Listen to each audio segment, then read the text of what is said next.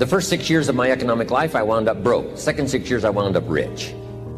Someone says, don't you have to do the second 6 years like you did the first 6 years? And jot this down. No. No, you don't have to live the second 6 years like the first 6. You can use all the information and all the advice and repairing all of your mistakes and adopting a new and refined philosophy so that the next 6 years can be totally different than the last 6. No other life form can do this. See, if you were a tree, you'd be stuck. As a tree, if you used up all the nourishment that was around you and you couldn't change location, see, you would die. But that's not true. Human beings can change location, go north, south, east, west, live here for a while, live somewhere else for a while. So that's a note to make. You can greatly alter the course of your life. Now here's the next note to make. 5 years from now, you will arrive. The question is where? If you keep up your present disciplines and keep up the present pace that you're on, where will you be in 5 years? Boy, it's easy to say, hey, I haven't really thought about that. So now make this note. In 5 years, here's the probability. You will either arrive at a well-designed destination or an undesigned destination. And I promise you, 5 years from now, you really don't want to arrive at an undesigned destination. Because you may very well wind up wearing what you don't want to wear, driving what you don't want to drive, living where you don't want to live, maybe doing what you don't want to do. Simply because you didn't design a better destination. Now, sometimes after we've lived a few years, now to repair our mistakes and get back on track seems like a tough job. If you start early, the fortune belongs to you. If you start early, all fortunes that are available to humans, if you start early, the promise looms large and the odds are heavy in your favor. Now, yes, it's possible to do some radical things starting late and still arrive with some good treasures and some good things. But when you haven't got that much time left, now sometimes the decision has to be so drastic people are not willing to make it and they're too tired and too weary and too ill. And say, look, I don't have much time left. It's not going to happen for me anyway. It's easy to take that attitude. But everyone here, we've got the time over the next 10 years. We've got the time the next 20 years. We've got the time the next 30 years to make some repair now in our errors of the past and set up some new disciplines. And I'm telling you, that's going to change everything. So, 5 years from now, I wish for you to arrive at a well-designed place. A place of productivity, a place that'll make you feel good about yourself, a place that'll give you honor and respect, a place that'll give you influence to touch other people 5 years from now that you couldn't do today. Where will you be in 5 years? Key phrase, we go the direction we face. If you start designing something at the end of this direction, sure enough, you will start going the direction you face. And we face the direction we design. Direction determines destination. Destination is not determined by hope. It's not determined by wish. Destination is determined by direction. You cannot change destination overnight. But here's what you can change today, and overnight, you can change direction. And it is so fascinating what a little small change of direction will do. A few decisions in discipline, a few decisions in learning, a few decisions in change of behavior, change of habit, a few decisions in setting goals that you've sort of let drift before. Like I did at age 25, didn't have a list. I immediately started to change that. And I immediately started to change my direction so that very quickly I started heading this direction. In less than 7 years, I was a millionaire. My father taught me way back, son, always do more than what you get paid for. Now, some individuals might argue with that. They'd say, no, you're going to mess up the whole program. I know they're wrong. In my own self-interest, I did what my father taught me, to always do more than I got paid for. Why? To make an investment in my future. Do more than you get paid for to make an investment in your future. and it's paid off for me. If you're wanting that big promotion, are you going to go up to your boss and say, just give it to me? I'll work harder if you just give me that promotion. No, it doesn't work that way. You've got to do more in your current position so that you get noticed, so you stand out from everybody else. So the boss says, hey, we've got this position opening up, and I think we should give it to Nancy. She does so much more than we expect. Just imagine what she'll do if we give her this promotion. You've got to do more than you're paid for. You've got to. It's an investment in your future. It's one thing to make a sale. I'm telling you, if you make a sale, you'll make a living. All of us have found ways to make a living. What got interesting for me early on was to figure out ways to make a fortune. You'd say, well, Mr. Rohn, how would I deserve to make a fortune? It's easy. Render fortunes of service. People will do things you cannot believe for people who give them good service. Here's one of the greatest gifts you can give anybody, the gift of attention. In return, they will do extraordinary things for your career, take you by the hand, and lead you to more people than you could meet by yourself. Always do more than you get paid for. Life responds to deserve, not need. Life was not designed to give us what we need. Life was designed to give us what we deserve. Once you understand that little life principle in your own self-interest, I'm telling you, it's life-changing. The ancient law does not go like this. If you need, you will reap. No, it doesn't work that way. A lot of people out there are hoping it works that way, but no, it doesn't. The ancient law goes like this. If you plant, you will reap. If you sow, you will reap. Somebody says, well, I really need to reap. Well, then you really need to plant in your own self-interest. Your own self-interest needs to be educated in how to plant, how to do it so everybody wins, because life doesn't respond to need. You can't go to the soil and say, I need a crop. The soil just smiles at you. And here's what the soil says. Don't bring me your need, bring me some seed. Bring me some effort. Bring me some discipline. Bring me some interest. Bring me some service. Bring me these things, and I'll return to you multiplied by 2 times, 5 times, 10 times. You can't come with need. You've got to come with seed. You've got to come with willingness. You've got to come with skills. You've got to be willing to learn, willing to change, willing to grow, willing to put yourself out, willing to stand up to the bad weather, willing to pull out the weeds, willing to nurture. That's the only way you get a return. Once you understand these principles, self-interest now truly becomes an exciting challenge, making sure everybody wins. Enlightened self-interest makes sure that everybody wins. Let me give you a good philosophical phrase. All values must be won by contest.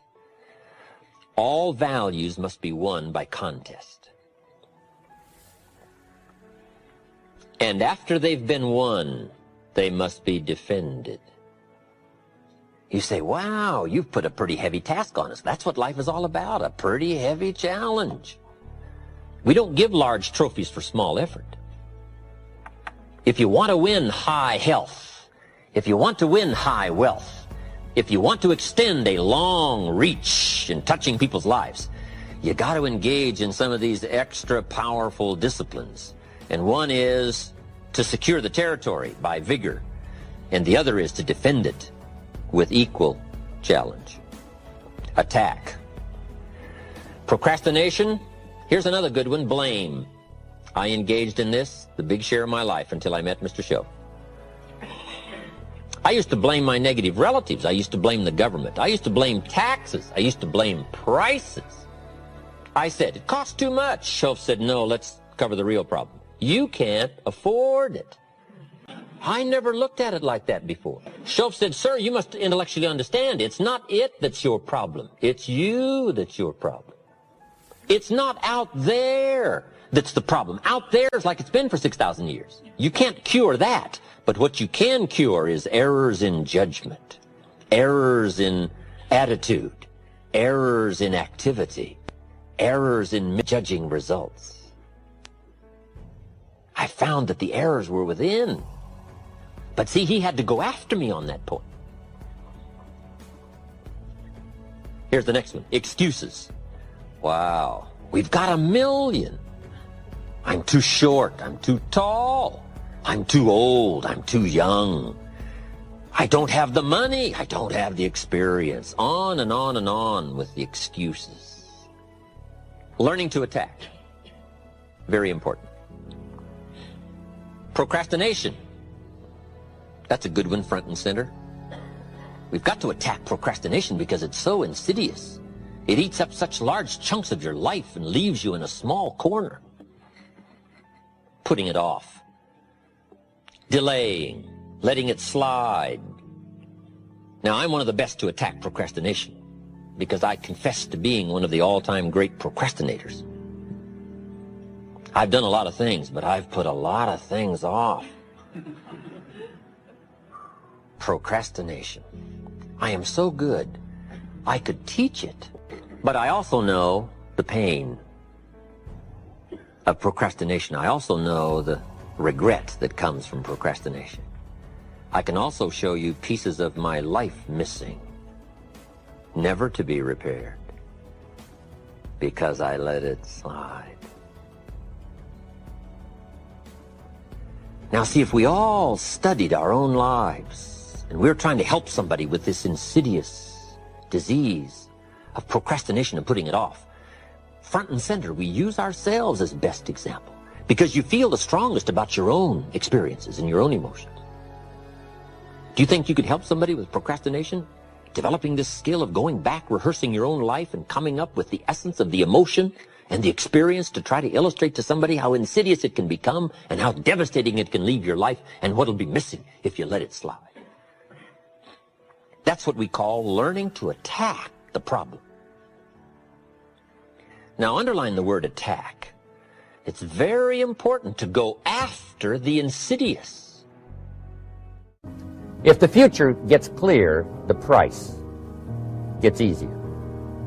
Because you got to remember, for every promise, there's a price to pay. Everybody's got to pay the price. Everybody's got to do the deal. Everybody's got to do the disciplines. Everybody has to pay. But here's what I've discovered. If the promise is clear and powerful, the price is easy to pay. The price is some classes. The price is a few books. The price is a few disciplines. The price is finding something that'll make your life better, make you grow, make you change, make you develop. So the first part of the key is to design the promise. Then, what is the price to pay? I'm telling you, the price will be easy. Anybody in my audience can pay. No matter where you are, where you come from. Color doesn't matter, religion doesn't matter, where you grew up doesn't matter, circumstances don't matter. I'm telling you, if you'll make the promise of the future clear for yourself, the things you want, the places you want to go, the things you want to have, the person you want to become, the skills you want, the homes you want, the future you want, the friends you want, all of the values of life that you could possibly want. If you'll make that clear, make those lists, and be serious about it, I promise you it's an easy price to pay. Anybody can pay it. And the best advice I can give you is, if I can do it, you can do it. Farm boy from Idaho, raised in obscurity, I changed my life, turned it upside down, turned it all around, found economics, found future, found promise, and if I can do it, you can do it. So, start setting your goals and see if you can't get a better excitement going for the things you want to accomplish for the future. One of the major reasons for setting goals is for what they make of you in achieving them. My teacher advised me when I first got started at age 25, he said, Jim, why don't you set a goal to become a millionaire? He said, it's got a nice ring to it, you know, enough zeros to impress your accountant. And he said, I'm here to help you. You're only 25 years old. You've been to 1 year of college. You've got a beautiful family, every reason to do it. Why don't you set a goal to become a millionaire? And he said, here's why. And I thought, he doesn't need to teach me why. Wouldn't it be nice to have $1 million? He said, no, then you'll miss it. He said, here's why. For what it will make of you to achieve it. I'm telling you, that statement changed my life.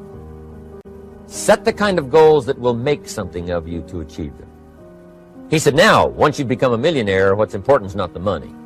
I thought, that's kind of strange teaching. He said, honest, it isn't important. He said, you could just give the money away.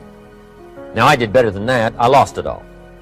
By the time I was 31, I was a millionaire. By the time I was 33, I was broke. But when I lost all my money, guess what? I found out Mr. Shoaff was right. What was valuable was not the money. What was valuable was what I became to earn the money. The skills I had, the knowledge I had about the marketplace, the values that I had going for me. They were more valuable than the money. And here's an important statement to remember. It's not what you get that makes you valuable. It's what you become. So part of the key here is to set the kind of goals that will make something of you. Don't set them too low so that you don't have to grow and you don't have to read and you don't have to try and you don't have to stretch. Don't set them too low. And then don't sell out. Don't go for something that's going to cost you your virtue or cost you your values or sell out your principles. There's a good middle road here to follow. Goals that will inspire, goals that will help you grow, change, develop, and become better than you are. Okay. Now let's talk about financial independence. How to become rich by 40, 35 if you're extra bright, much sooner if you find an opportunity like I did. Let me show you how I did it. Financial independence. I like the phrase financial independence. Some people are a little bit concerned about using the word becoming rich or becoming wealthy, and I can understand that. I struggled a little bit with this. Is it okay to go for becoming rich, go for becoming wealthy? And maybe that's a bit too strong a word or strong a term. So here's what I've come up with that I think is comfortable for me, and that is how to become financially independent. I think it's every person's heritage here, especially in America, to become financially independent. Now, let me give you my definition of financial independence. Financial independence is the ability to live from the income of your own personal resources. Financial independence. Now it depends on how you want to live. If you need $2,000, $3,000 a month, if you need $4,000 or $5,000 a month, if you need $10,000 a month, some people may need, $100,000 a month. But whatever you would need to live, and you could earn that living from the income of your own personal resources, that's what I call financial freedom, financial independence. And let me show you how to acquire it. If you start at age 15, between ages 15 and 35 is 20 years. And in my personal opinion, based on my own studies and my own experience, 20 years, in my opinion, is enough time to become financially independent. If you're not,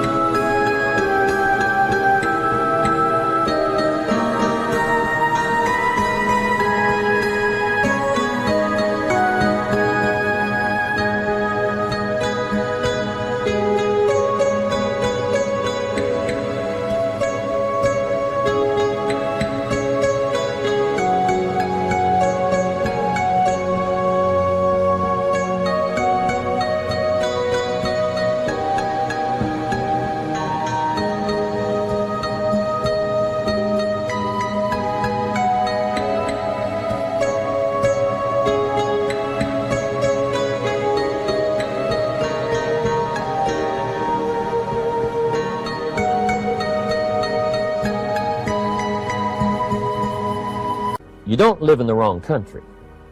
Probably what's happened is you have the wrong plan. And it's easy to be a nice person with the wrong plan. I found that when I was 25 years old. I was broke at age 25, and I was a nice guy. You would have liked me. But I'm telling you, my plans up until then, especially my financial plan, left me broke. I totally changed it the next 6 years, and I became financially independent.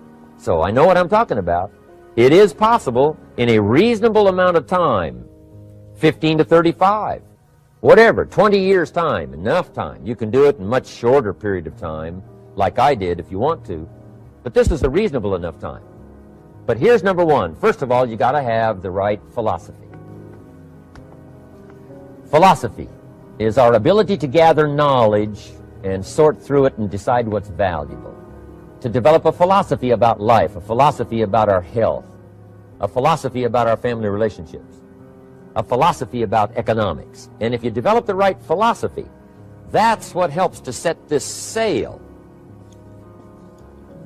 so that in 6 years it takes you where you want to go, instead of winding up like I did that first 6 years of my economics, broke, no money, empty bank account. The right philosophy. Now let me give you a couple of philosophies to consider. Here's the first one. It's called the philosophy of the poor. And here it is. Poor people usually spend their money and invest what's left. That's the philosophy of the poor. Now here's the philosophy of the rich. Rich people invest their money and spend what's left. And here's the startling answer. It really doesn't matter what the amount is. What's most important is not the amount. What's really important is the philosophy. So I would ask you to adopt this philosophy of spending after you have invested. Invest first, then spend. And I've got a little formula that I'm going to share with you. Now, what should a child do with $1? I mean, there's a lot of debate going on, I'm sure, across the country on what a child should do with $1. Here's one opinion. It's only a child and it's only $1. What difference does it make? Well, in my opinion, it makes all the difference in the world. A person's economic future starts with a child with $1. Somebody says, oh, no, you're only young once. Let him spend it all. Well, when would you hope that would stop? Somebody says, well, wait till he's 50 and broke like me, and then he'll learn. Well, no, we don't want to wait that long. If I would have known earlier than age 25, I would have changed. In high school, if they would have had classes called Wealth 1, Wealth 2, I'd have taken both classes. I would not have waited until age 25. So, the earlier the better. So, what should a child do with $1? Here's the simple premise to begin with. Don't spend it all. And if a child wants to spend the whole $1, you got to say, hey, don't spend it all. Don't spend it all. They'll say, why not? It's my $1. I earned it. You say, I know you earned it, but don't spend it all. They'll still say, why not? Say, let me show you why not. So you put them in your car, take them to the other side of town, and show them where people live that spend the whole $1. Just drive them around. Kids learn best by visual. Just drive around and say, would you like to live here? Kid says, no. Would you like to live like these people live? Kid says, no, no. Then you can't spend the whole $1. So, kids will get the message. So, take them to the other side of town, show them around, unless you already live there, and then just show them around. Anyway, don't spend the whole $1. Now, let me give you my best view of what to do with $1. And I promise you, if you started at age 15, now if you're over 15, right, you've still got plenty of time. You still got 20 years. If you're 30, you still got 20 years. I mean, you still got plenty of time to start what I'm about to share with you. What to do with $1. Here's my first bit of advice. Never spend more than 70 cents. Never spend more than 70 cents. Now, you got to pick some number, and the number you pick is going to be determined by your philosophy. It's going to be determined by what you've been taught or your experience teaching yourself. When I first met my teacher, Mr. Schoaf, I was at about 110% of each $1. I'm down at Budget Finance, hawking my furniture and my car one more time. And then I learned a whole better formula for financial independence. Number one, don't spend more than 70 cents. Now, kids say to me, well, okay, what do I do with the other 30 cents? And here's what I teach them. 10 cents for charity. Charity or church, or helping people that can't help themselves. 10 cents to support worthy projects. Projects that you feel good about. 10 cents out of every $1. It's called being generous with part of what you've taken out of society. Now, in my opinion, nothing teaches us character better than generosity. No class, no teacher, no book teaches character better than generosity. And the best time to start is when the amounts are small. And I know if kids learn these lessons well, they'll give a dime out of a dollar, help people that can't help themselves, support worthy projects. Or if you belong to a church, they teach tithe, piece of. That's very important. Now, because when the amounts get larger, sometimes it's a little more difficult. You know, giving 100,000 out of 1,000,000, someone says, oh, if I had 1,000,000, I'd give 100,000. I'm not sure. That's a lot of money. So the time to start is when the amounts are small, 10 cents out of the dollar.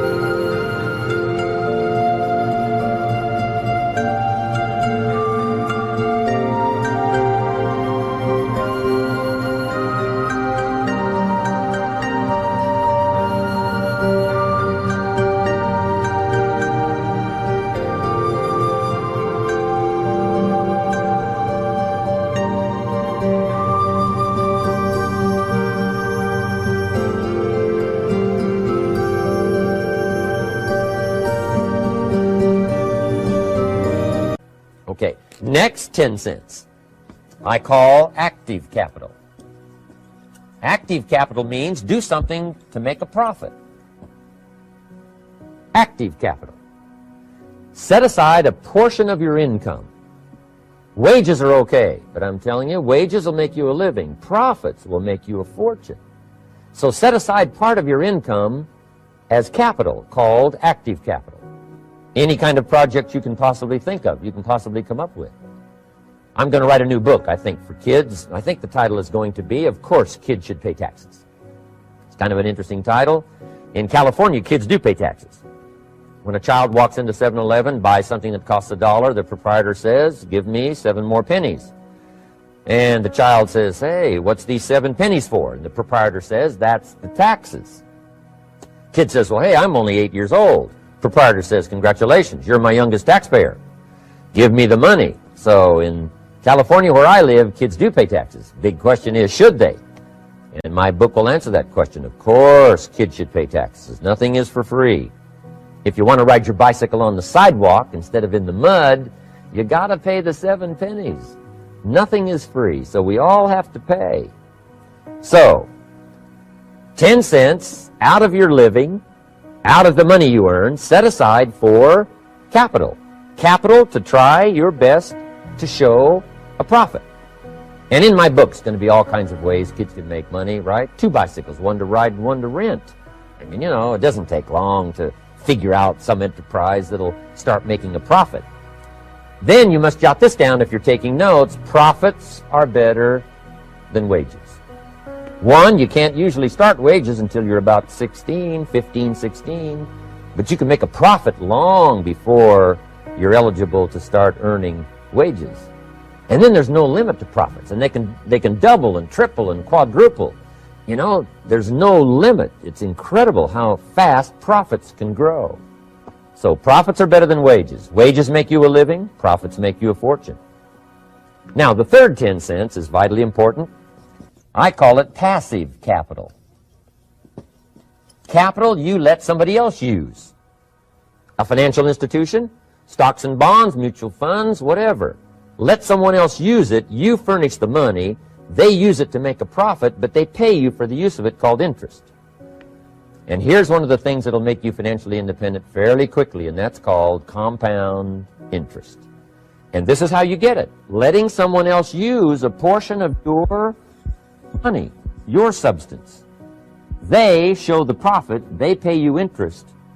And this passive capital, I'm telling you, over a sustained period of time, if you'll develop this little 10, 10, 10, and 70, especially starting at age 15, I'm telling you, by the time you're 35, you will be financially independent. You'll have the ability to live from the income of your own resources. And then one more point on passive capital. There's a Bible philosophy. I'm an amateur on the Bible. But there's a Bible philosophy that teaches the borrower is servant to the lender.